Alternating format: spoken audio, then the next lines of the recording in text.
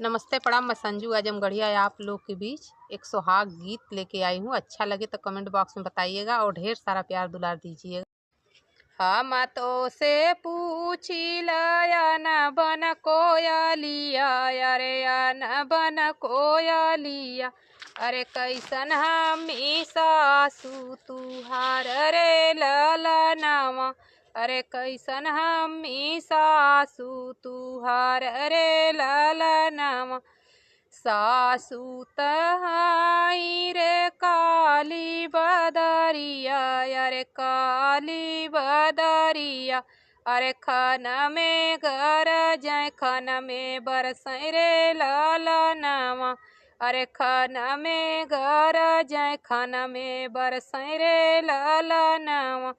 हम तो से पूछी लाया न बन कोयलिया, अरे या न बन कोयलिया, अरे कैसन है जेठनिया तुहार रे ललनावा, अरे कैसन है जेठनिया तुहार रे ललनावा।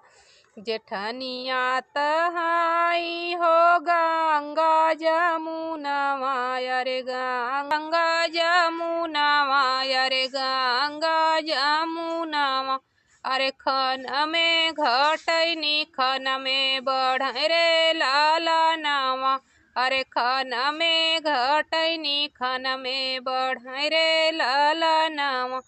हम तो से पूछी लाया न बन कोयलिया, अरे या न बन कोयलिया, अरे कैसन हमी ननदा तुहार रे ललनावा, अरे कैसन हमी ननदा तुहार रे ललनावा।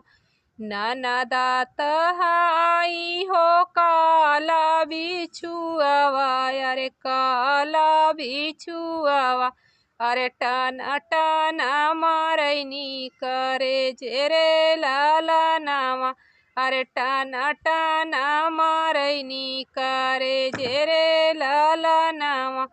हम तो से पूछी लाया न बन कोयलिया, अरे या न बन कोयलिया, अरे कैसन हमी